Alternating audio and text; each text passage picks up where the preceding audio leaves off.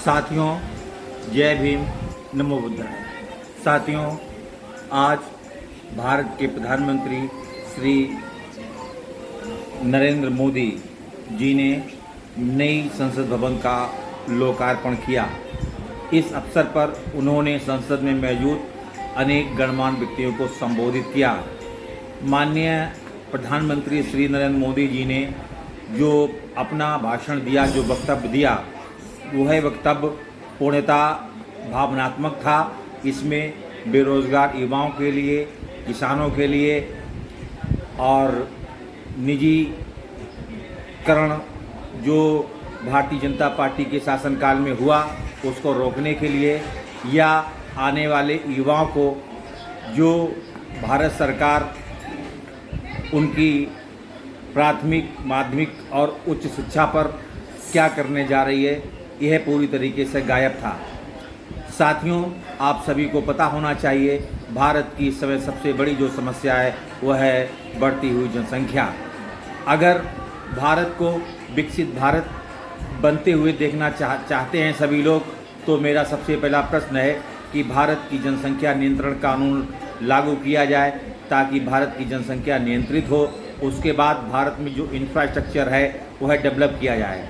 उस इंफ्रास्ट्रक्चर में मुख्य रूप से हमारी शिक्षा आती है, प्राथमिक, माध्यमिक और उच्च शिक्षा। इनको मजबूत किया जाए। साथ साथ ही युवाओं को रोजगार देने के लिए कुटीर उद्योग जैसे उद्योगों को बढ़ावा दिया जाए ताकि हर हाथ को रोजगार मिले और हमारा देश विकास के पथ पर अग्रसर हो। प्रधानमंत्री जी का कहना है कि अगले आने वाले 25 वर्षों में वह भारत को विकसित बना देंगे, लेकिन मैं कह रहा हूँ अगर भारत में बहुजन समाज पार्टी की सरकार बनती है और उसकी मुखिया सुश्री मायावती जी बनती हैं, तो भारत 25 वर्षों में नहीं, अगले 5 वर्षों में जो है भारत विकसित होगा। यह मेरा दावा है। साथियों, मैं आप लोगों को आश्वस्त करता हूं कि 2024 में जो सामान्य निर्वाचन लोकसभा चुनाव होना है, उस चुनाव में बढ़ चढ़कर आप बहुजन समाज पार्टी को वोट करें और वोट करने के साथ केंद्र में हमारी सरकार को बनाएं। हम आपसे वादा करते हैं कि आने वाले समय में देश में जो भ्रष्टाचार फैला हुआ है वह पूरी तरीके से समाप्त होगा। देश में युवाओं को बेहतर रोजगार के अवसर मुहैया होंगे। देश के किसानों के लिए खाद, पानी, बिजली आदि अनेकों सुविधाएं मुफ्त में दी जाएंगी और जो किसानों पर कर्ज है वह कर्ज जो है माफ़ किया जाएगा पूरी तरीके से।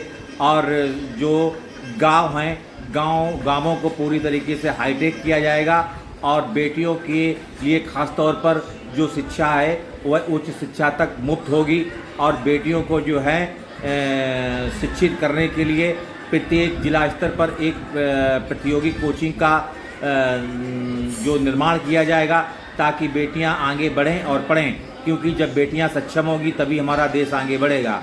तो सबसे पहले हमारा आप लोगों से यही निवेदन है कि प्रधानमंत्री जी के इस भावुकतापूर्ण जो भाषण है इसको नज़रअंदाज करें, उन पर ध्यान ना दें। प्रधानमंत्री जी की आदत बन चुकी है कि देश को गुमराह करना, वो लगातार गुमराह कर रहे हैं। हम उनके बहकावे में ना आएं और भारतीय जनता पार्टी और उनके लोगों से सावधान रहें। आने वाला समय ये बहुजन समाज का होगा। SC, ST, OBC और माइनॉरिटी, खासतौर से मुस्लिम समुदाय के लोगों को इस देश में डरने घबराने की बात नहीं है, क्योंकि भारतीय संविधान सर्वोपरि है। जिस तरीके से भारतीय संविधान में आज सेंगोल की स्थापना की गई, जो है कि एक राजशाही का प्रतीक, ऐसा प्रतीत होता है कि भारत सरकार भारत में लोकतंत्र खत्म करके राजशाही को स्थापित करना चाहती है, लोगों के वोट का अधिकार छीनना चाहती है। मैं पुरजोर तरीके से कहता हूँ कि लोग भारतीय जनता पार्टी के बहकावे में ना आएं और बहुजन समाज पार्टी को वोट करें।